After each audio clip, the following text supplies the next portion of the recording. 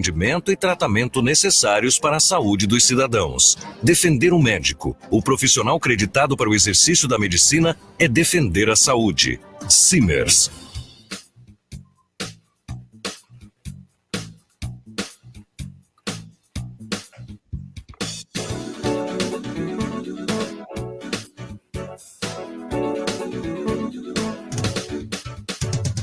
Está no ar, Vivendo e Aprendendo, com o Dr. Pitágoras Killing.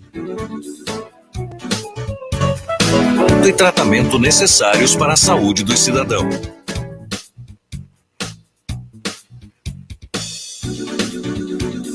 Você acompanhou Vivendo? Muito boa tarde. Mais uma super sexta-feira para nós aqui, os gaúchos, já chegando naquela época das temperaturas mais agradáveis, vislumbrando um final de semana que seja bom para todos nós. Agora o que a gente tem pela frente, fica sempre pensando, é que possamos, a partir daqui, a cada dia que vai passando, ter a oportunidade de ter boas notícias, né, de coisas boas que venham agregando, tornando a vida da gente um pouquinho melhor. Hoje vamos ter o prazer de discutir um tema que ele faz parte das nossas vidas, mesmo que a gente não pare para pensar a respeito dele. Nós estamos sendo guiados por isto, né? Então hoje nós vamos tratar do que está sendo abordado nas redes sociais, que implicam em nosso tema, que é a geração C. Está presente aqui conosco os dois, meu grande amigo César Carnal, que é um prazer enorme recebê-lo aqui, sempre com muito carinho, e a Luciane Linden, que também é mestre, os dois mestres em psicologia, que vieram trazer o conhecimento para a gente aqui, a informação, para poder entender um pouquinho melhor essa situação e como a gente pode lidar com ela. Sejam bem-vindos. Muito obrigado. Então, César, eu vou te dar liberdade assim, de deixar a Luciane, que é a nossa menina da discussão, né, a oportunidade de se apresentar. Seja bem-vinda, Luciane. Claro, muito obrigada pela oportunidade de estarmos aqui. Boa tarde aos ouvintes também. É uma satisfação a gente vir aqui conversar sobre essa temática que é tão atual e enfim, refletir um pouquinho juntos com vocês e, ao mesmo tempo, também pensar aí nesse futuro pós-pandemia que temos pela frente. Bom, agradeço ao Dr. Pitágoras e a equipe da Rádio Mais Independência pelo convite. Já estive aí na rádio presencialmente alguns meses atrás, a gente falando sobre outros assuntos. Fico muito feliz em estar dividindo esse espaço também com a minha grande amiga, colega e sócia, Luciane Linden, né? E acredito que o que a gente vai abordar hoje tem muito a ver com uma questão de saúde, que é a proposta desse programa. A gente poder falar sobre saúde no momento que a gente está vivendo, num momento tão difícil. Então vamos dar início. Hoje, sempre que a gente trabalha com pessoas inteligentes, é uma coisa interessante, né? Olha onde que o César está sentado e qual é o painel que está atrás dele, né? Ou seja, não existe mais aquela realidade do local em que tínhamos anteriormente. Agora o nosso local é o mundo, né? Dentro das relações que se estabelecem. Mas à medida que, essa é a impressão que eu tenho, daí peço para vocês como uma primeira pergunta, à medida que tu tens um local de relação mais limitado, ele me parece mais fácil da gente poder se posicionar e se relacionar.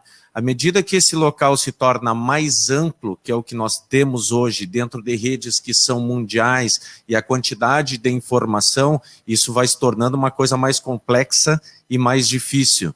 Então, inicialmente, a primeira pergunta, como nós estamos trazendo a informação para os nossos teleouvintes, que nós chamamos aqui, eu gostaria que vocês explanassem o que é essa história que nós temos ao longo dos anos de caracterizar a evolução da humanidade em gerações e o que é hoje a geração C. Acho que tu fazes um recorte importante, que é justamente pensar que dentro da humanidade nós somos muito caracterizados por épocas que vão marcando a história e que, de alguma forma, comportamentos que fazem parte de cada momento histórico vai fazendo com que a gente caracterize essas gerações. Antes, os baby boomers, né? Depois a geração X, geração Y, geração Millennium, né? E agora, então, a geração Covid, né? Essa geração C, e a gente hoje vai poder entrar um pouquinho mais no assunto. Mas acho importante trazer esse aspecto, né, Pitágoras, que tu comenta, de que, de fato, as gerações vão mudando por conta desses momentos históricos e também por conta desses comportamentos que fazem parte desses novos momentos. Então, depois a gente entra um pouquinho mais. Eu acho importante a gente poder esclarecer quando as pessoas abordam assim, a geração dos baby boomers, né, após Segunda Guerra, geração X, geração Y, geração milênio, agora a geração C ou geração Covid, essa questão da geração não está marcada necessariamente só para as pessoas que são mais novas. E, obviamente, que as pessoas são muito mais do que a designação de uma determinada letra, né? Eu acho que a geração C tem determinadas características que todos nós temos também, porque a gente está vivendo um problema mundial e que, se a gente for pensar a questão da pandemia, ela é muito democrática no sentido de que ela não atingiu um país, por exemplo, um pequeno país que às vezes o Brasil não tem relação nenhuma e que não vai ter nenhuma implicação, mas que essa questão do Covid, do coronavírus, atingiu todo mundo, independente se é um país que tem muito dinheiro ou um país que não tem dinheiro, atingiu várias idades, inicialmente eram as pessoas mais maduras, que estavam com mais dificuldade, mas hoje no Brasil estão morrendo mais as pessoas novas, e depende da classe, também está sofrendo com essa questão da pandemia. Eu acho que, de acordo com a questão econômica, as pessoas estão lidando diferente, ou estão enfrentando diferente essa questão da pandemia. No início se dizia assim, estamos todo mundo no mesmo barco. Na verdade, a gente está todos na mesma tempestade. Tem alguns barcos que são muito mais seguros, né? Se a gente for pensar, é uma parte muito pequena da realidade brasileira que conseguiu migrar de um trabalho presencial para um trabalho remoto. A grande maioria da nossa população não tem esse luxo. A grande maioria da nossa população vive numa situação de desigualdade que já era forte antes da pandemia. E as pessoas, tem gente que tem reserva e pode ficar mais tempo dentro disso, mas tem pessoas que não têm essa oportunidade, tem que sair diariamente para trabalhar, para trazer o sustento, ou pelo menos a sobrevivência para casa. Então, acho que isso são aspectos importantes, porque a gente não pode dizer que todos nós estamos lidando com a mesma maneira, porque há uma diferença muito grande dessa questão da pandemia. O que eu acredito, e que as pessoas estão discutindo, por exemplo, pensando nessa questão de trabalho remoto, eu acho que a pandemia acelerou o que já vinha crescendo, porque já vinha num crescente desse trabalho online, mas hoje, durante a pandemia, isso está muito mais forte do que há 1 ano atrás, ou 2 anos atrás. Eu vou tentar, de uma forma mais ou menos que se torne didática, para que a gente possa analisar pontualmente. Eu acho que vai facilitar um pouquinho mais o raciocínio. O que me trouxe inicialmente uma preocupação maior, que me motivou a entrar em contato com vocês, para tentar buscar alguma informação a mais, é que a gente sempre sabe que a criança tem uma tendência maior, muitas vezes por estar em estágio de desenvolvimento, de uma flexibilidade maior, porque os conceitos ainda não estão estabelecidos. Então, ela acaba conseguindo, a impressão que se tem, se moldar. Diferente daquelas pessoas que já têm os seus hábitos e com toda a pandemia isso acabou mudando de forma significativa. Ok, em cima disso vai seguindo meu raciocínio. Aí eu leio um artigo e até foi comentado por uma psiquiatra gaúcha, de que a criança, dentro desse desenvolvimento, aí por isso que eu disse que eu vou escalonar por idades, digamos assim, a criança onde os seus 1000 dias que eles colocam, que são os dias principais do desenvolvimento da criança, os 3 primeiros anos, ela começa a enxergar um mundo praticamente dentro da sua casa, com pouca vida de relação, enxergando e começando a conhecer pessoas usando máscara, ou seja, esse é o mundo dela, para nós se transformou, para ela este é o mundo dela. Que reflexos isto dentro do processo de formação dessa criança podem vir a ter, não com uma premonição, mas com toda a experiência que já se tem em relação ao comportamento das crianças, pode vir a ter no futuro? Luciane. Bom, a gente ainda, como tu disseste, não tem respostas absolutas em relação a isso, porque todos nós estamos vivendo, né, e aprendendo com a situação, que é super inusitada, e por mais que a gente já esteja há um ano vivenciando, ainda assim existe uma certa resistência e uma dificuldade de adaptação. Como tu bem trouxe, tem essa questão das crianças, né? Hoje mesmo pela manhã, conversando com uma mãe, né? Ela tem filhos gêmeos, né? De 7 anos, estão em período de alfabetização, então estão entrando na escola, na verdade, e já nesse mundo novo, assim, onde tem que levantar a mãozinha lá virtual, né? Para poder fazer alguma pergunta, e a gente sabe o quão complexo isso é. Hoje, ela me contou que hoje à tarde eles vão ter um aniversário de um vizinho virtual também, né? E eles estavam ali montando o cartãozinho de aniversário. Então, assim, é possível adaptar, né? Mas, ao mesmo tempo, é um momento em que se vive algo diferente, que para a criança, e aí eu estou falando aqui de 7 anos, mas se a gente for pegar a criança mais novinha, que ainda não tem relações, que não estabeleceu essas relações ainda com a sociedade, né, que está mais ali no universo da família, eu acho que tem coisas variadas, como o César trouxe antes da desigualdade, tem uma diferença importante, porque tem famílias que estão conseguindo ficar em casa e cuidando dos filhos, e tem outras que não, né? A questão da escola, acho que é um ponto que a gente pode tocar bastante, assim, porque depois, pensando nos jovens, há um risco maior, já se prevê que haja um risco maior de evasão escolar, né?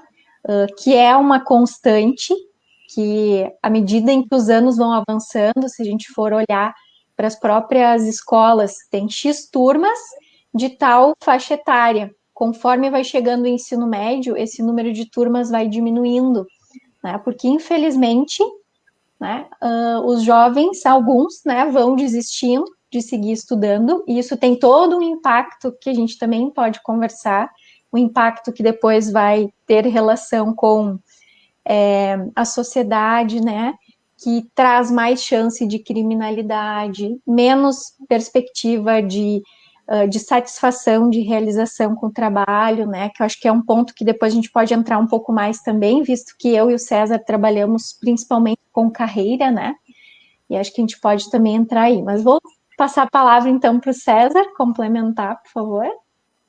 Claro, a gente tem que entender essa questão dos primeiros anos, é fundamental por uma questão de saúde e de formação da criança, e isso deve ser sempre levado em conta, mas talvez o que a gente deveria pensar é como é que está a qualidade da relação das pessoas que estão em casa com os filhos. Porque, na verdade, para quem pode trabalhar em casa e que tem os filhos em casa, o que a gente tem observado é que as pessoas estão ficando muito ansiosas com isso, porque o mesmo espaço que eu trabalho é o mesmo espaço onde eu cuido do meu filho, então eu tenho que trabalhar, eu tenho que dar conta de uma questão de trabalho.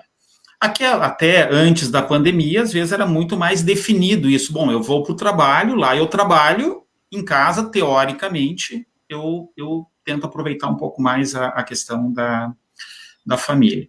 E com essa questão que já vem, eu acho que ficando muito forte, isso mesmo antes da pandemia, esse espaço de trabalho e casa, com a questão da internet, do WhatsApp, ele está muito misturado. Então, às vezes, a gente pode estar trabalhando e um filho mandar alguma mensagem dizendo que aconteceu alguma coisa na escola, no presencial e coisas, às vezes a gente fica sabendo antes mesmo da própria escola do que aconteceu. A questão, o que eu acho que a gente tem que se preocupar é com a saúde mental das pessoas que estão ficando em casa. Né? Nós atendemos pessoas de outros países, brasileiros que moram em outros países, e as pessoas às vezes dizem, olha, está muito difícil ficar com 3 filhos pequenos num apartamento de 50 metros quadrados, onde eu não posso descer para a pracinha, onde eu não posso fazer isto. Eu acho que o fato de não poder fazer alguma coisa, isso por si só já mexe numa questão de autonomia e liberdade das pessoas.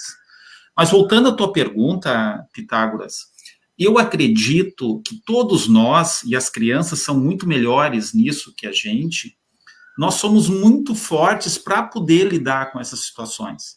Porque tem pessoas que às vezes são um pouco mais pessimistas, dizendo que essa geração vai ser uma geração mais fria, porque faltou o contato com os avós, com os colegas. Isso a gente não tem como dizer. Né? Então, assim, as crianças, elas podem ter dificuldade, às vezes elas não sabem dar nome ao que está acontecendo, mas a gente vai sobreviver a isso. A gente não sabe quanto tempo vai durar a questão da pandemia, e talvez isso seja uma das coisas que mais nos assuste. Se alguém pudesse dar certeza para nós, olha, daqui a 5 anos vai terminar a pandemia, mesmo a gente sabendo que vai demorar 5 anos, isso ia nos tranquilizar. As pessoas não têm ideia de quanto tempo vai durar a pandemia. Se acredita que vai melhorar agora com a questão da vacina, com algumas coisas, mas dizer que isso vai demorar mais 6 meses, isso vai demorar mais 1 ano, 2 anos, infelizmente, a gente não tem essa bolinha de cristal. Ninguém tem isso para poder estar dando uma segurança de que isso vai melhorar. E mesmo que a pandemia terminasse amanhã, a gente não vai voltar àquele normal que a gente estava acostumado. Né, aquele normal que a gente estava esperando, isso a gente não vai voltar. Mas também não quer dizer que vai mudar 100% das coisas que a gente faz. Então, eu acredito que como era antes, a gente não volta, mas não quer dizer que tudo também vai mudar completamente do que a gente conhece. Sim, só complementando nessa faixa etária, depois eu vou evoluir, daí chegar mais próximo do trabalho de vocês, que é uma preocupação. Também eu vou fazer a descrição daquilo que eu vou perguntando em cima de fatos reais, daquilo que acontece no dia a dia e acabou me chamando a atenção. E depois vai ser a segunda pergunta que eu vou colocar para vocês. Mas uma coisa que a gente tem que ter a diferença de proporção de peso, em relação, por exemplo, dentro da Segunda Guerra, que aconteceu com as crianças lobo, né? Ou seja, aquelas crianças órfãos que foram completamente abandonadas, algumas foram absorvidas por famílias, outras não. Isso é uma situação extremamente mais grave. Extremamente mais grave, teve os seus reflexos, que ainda tem, essas pessoas ainda estão vivas hoje, dão os seus depoimentos de reflexos que viveram, mas não chega nem perto disso que se vive hoje. Ou seja, logicamente que nós temos essa diferença que foi comentada aqui, da diferença de classe, que é uma coisa importantíssima, né? Tem famílias, e uma grande quantidade de famílias que não tem nem alimento, aí a coisa se torna bem mais complexa, né? Então, do ponto de vista psicológico, alguém pode estar estressado porque tem 3 filhos dentro de casa, porque estão agitando dentro de casa, e outros porque tem 3 filhos e não tem comida para dar para os filhos. Então, os pesos são completamente diferentes. Mas a segunda pergunta que eu queria colocar para vocês é em relação ao seguinte: estamos na discussão de retorno às aulas, tudo isso que está colocado dentro dessa faixa etária, já vamos pegar agora dos adolescentes, e os meus filhos estão em escola particular, é uma realidade completamente diferente, estão recebendo as suas aulas online, não tem aquele contato direto com o professor, mas tem a atenção direta do professor. E essas aulas são diárias, os temas são recebidos, os temas são discutidos diretamente com o professor, ou seja, só não está presente, mas a qualidade, de certa forma, ela se mantém. Aí sou informado minhas colaboradoras que trabalham comigo, onde uma delas tem o filho adolescente, já na fase quase chegando no seu pré-vestibular, ou pré-ENEM, se preparando para isso, em escola pública, onde a forma que ele está tendo de aprendizado, eles recebem trabalhos para fazer e apresentam trabalhos. Ou seja, não existe o menor contato do professor de uma forma mais direta com eles. E aí que eu queria discutir com vocês, que estão trabalhando nessa faixa etária da questão de preparação de carreira, que futuro nós teremos em termos de desproporção, por exemplo, hoje, entre o público, já existe, vai se agravar mais isso entre o público e o privado? Infelizmente, a tendência é um pouco essa, né? Que aí nós vamos ter que pensar alternativas e políticas, né? Que sejam públicas ou privadas, que possam tentar dar conta disso. Eu quero resgatar esse aspecto, já que a gente já está entrando nessa faixa de idade, que é trazendo, assim, principalmente esse temor em relação à evasão mesmo, né? De se lançar ao mercado de trabalho por uma questão de necessidade, né? E muitas vezes o trabalho, digamos assim, anular ou impossibilitar a continuidade dos estudos. E com isso, naturalmente, desenvolvendo atividades profissionais de inserção no mercado de trabalho, muito mais precárias, né? E sem tanta perspectiva, talvez. E quanto mais se puder seguir estudando, nosso estímulo sempre vai nesse sentido, de que se siga estudando em paralelo, né, com a necessidade do trabalho, para quem realmente precisa, e a gente entende que sim, trabalhar é algo que desenvolve uma série de competências também, de comportamento, de aspectos técnicos, que colabora para essas adaptações que a gente precisa de forma recorrente, engatando também no mundo VUCA, né, que é esse mundo volátil, mundo incerto, um mundo complexo e também ambíguo, né? Hoje já se fala de um mundo BUNI, né, que é um outro acrônimo que vem complementar esse mundo VUCA, que é um mundo frágil, é um mundo ansioso, que não é linear, não existe mais uma certeza das coisas, né? E a pandemia está aqui para nos mostrar isso. A gente já vinha andando para isso, só que a pandemia deu uma acelerada bastante significativa nesses movimentos de sociedade que já estavam acontecendo, né? E aí vem essa preocupação, né? Vem essa preocupação e a questão do ensino, da educação, de ter essa oportunidade, vai ser aquilo que vai colaborar para que se possa lidar com isso tudo de uma maneira mais tranquila, né? Ou menos difícil, menos complexa, né? Quando eu fiz quase toda a minha formação em escola pública aqui em São Leopoldo, e quando eu estava terminando o terceiro ano do ensino médio, no Pedrinho, aqui eu morava perto do Pedrinho, teve 3 meses de greve naquele ano, isso foi em 1985.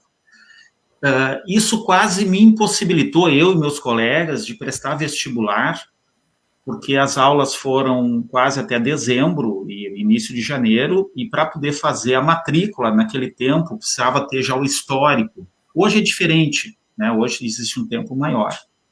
Então, esse abismo que existe entre escola pública e escola privada, isso não é uma questão da pandemia, eu acho que isso ficou mais evidente ainda.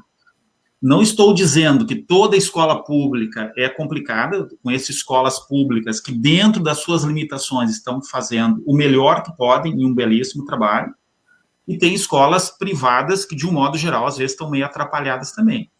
O que está se falando não é... Existe a questão da escola como um espaço de conhecimento.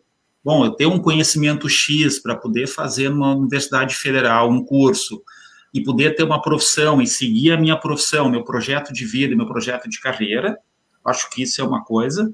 Mas o que a gente observa, todo mundo observa, é que mesmo os adolescentes estão acostumados com um ambiente virtual e eles estão cansados desse espaço, porque por mais que tenham uma atenção do professor, mas a questão da sociabilidade, isso o mundo virtual ainda está devendo bastante, porque é a questão do contato, e é isso também que as pessoas buscam num grupo. Então, existe a questão do conhecimento, que eu acho que as escolas estão tentando lidar de uma forma mais tranquila, mas as pessoas estão sentindo muito falta do contato, né, Pitágoras? Assim, a gente tem pessoas que, às vezes, pais ou mães que entram em contato com a gente diz que o nosso trabalho é online, e eles perguntam, mas não tem um modelo híbrido, não dá para atender, porque meu filho já está cansado dessa questão online. E a gente não está falando da qualidade do online, está cansado do online, né? E acredito, como a gente também acaba tendo, às vezes, infelizmente, todos nós, a gente acaba tendo, às vezes, uma postura muito só de crítica sobre as coisas. Eu não duvido muito que, passando a pandemia e voltando por um presencial ou um híbrido, em primeiro lugar, vai passar 2 semanas e alguém vai começar a reclamar, mas bom mesmo quando a gente tinha aula online, não precisava sair porque estava chovendo, alguma coisa assim. Isso vai acontecer, porque a gente acaba muito numa posição de crítica, né? E não houve um tempo para nenhum, acho que nem professor é uma das classes que está com maior problema de saúde mental, porque não houve um tempo de adaptação às coisas, como a gente diz, né? Foi trocar o pneu com o carro andando. Então, além de se adaptar com uma questão virtual, se acostumar com toda uma outra plataforma, com uma questão de cobrança, isso está sendo muito difícil para os dois lados. Eu acho que os professores estão sofrendo muito isso. Os adolescentes também. E isso, obviamente, vai ter um impacto também depois no seu projeto de vida, no seu projeto de carreira. Eu vou ainda esbarrar um pouquinho nesta faixa etária, colocando os dados que eu consegui apurar aqui, que traz alguma preocupação. E a gente teve uma transição, falando dessas gerações lá, da geração Y, Z, mesmo com a C agora, que elas meio que se confundem, elas vão se somando. A gente não tem processos estanques, né? Aqui termina tal geração, aqui começa a outra. Aqui ela vai sendo como uma roda que vai agregando. A cada pedacinho de terra que ela tem, ela vem agregando e vai se somando. Em 2015, uma pesquisa, eu vou ler aqui, por isso que eu vou olhar, não diretamente para vocês, mas que eu estou lendo, que é uma pesquisa que foi feita no Instituto Pew Research, que perguntou o que pensava a geração Y sobre si mesma. Os dados acabaram chamando a atenção que eles responderam que apenas 24% deles se consideravam responsáveis. 36% se classificariam como amantes do trabalho. E 49% se consideravam fúteis. Ou seja, nas suas relações, nos seus pensamentos.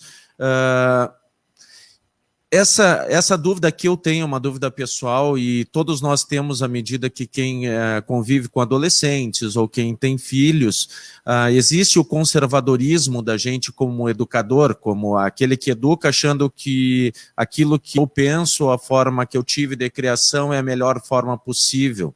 Aí vem essas informações diferentes agora da evolução do adolescente e aí a gente fica se perguntando o que realmente é o melhor, qual a melhor conduta, o que vocês em geral têm dado de orientação, tanto para os pais, também como os adolescentes, nessa faixa etária de preparação para a vida? Bem importante esses números, né, que tu trazes, porque eles elucidam essa questão, né, essa preocupação com o social. E como tu bem disseste também, não necessariamente uma faixa etária ela caracteriza um comportamento, né? Mas nós mesmos que nascemos numa outra época, a gente vai adotando, a gente vai avançando, né? Se adaptando e mudando um pouquinho também a nossa visão em relação às coisas, o que é ótimo, né? porque como já há mais tempo filósofos já traziam que não é o mais forte que vence, né, mas aquele que se adapta, né, às situações. Acho que esse é o conselho principal que a gente tem passado, que é se abrir para novas experiências, né? Há pouco a gente falava da escola ainda, só resgatando esse ponto. Eu tive a oportunidade de trabalhar com professores no ano passado, no sentido de eles conseguirem se expor diante da câmera, né? E por mais que pareça algo simples, né? Poxa, para quem já tem o hábito de se comunicar, seria quase que natural, mas ainda assim é uma circunstância diferente, né? Certamente um público mais jovem já está um pouco mais familiarizado e talvez tenha um pouco mais facilidade de se adaptar, porque já muitos são nativos digitais, né? Já nasceram quando as coisas funcionavam assim, né? Não é incomum a gente ver, às vezes, pequenos, quando vão pegar uma revista, ficar apertando com o dedinho assim, né? Passando como se a foto iria passar, né? Porque estão habituados já a uma questão tecnológica, né? Acho que é um grande desafio para as gerações anteriores se adaptarem, né, a esse novo modelo. Mas voltando à pergunta, né, que tu fizeste em relação à orientação que a gente dá para os pais, né, como conduzir os seus filhos, eu acho que o principal ponto é ensinar valores de vida, né? Esses aspectos que hoje a gente chama dentro do universo do trabalho como as soft skills, né? As competências de comportamento, porque não é mais suficiente eu aprender a manejar a tecnologia, é super necessário. Eu aprender um novo idioma, eu aprender a mexer lá no Excel, são tudo questões importantes, né? Que muitas vezes são pré-requisitos, inclusive, para você ter uma determinada oportunidade. Mas mais importante que isso, até se a gente for fazer um levantamento das competências mais requeridas no futuro, e que o futuro já não é mais daqui a um ano, mas o futuro já é hoje, né?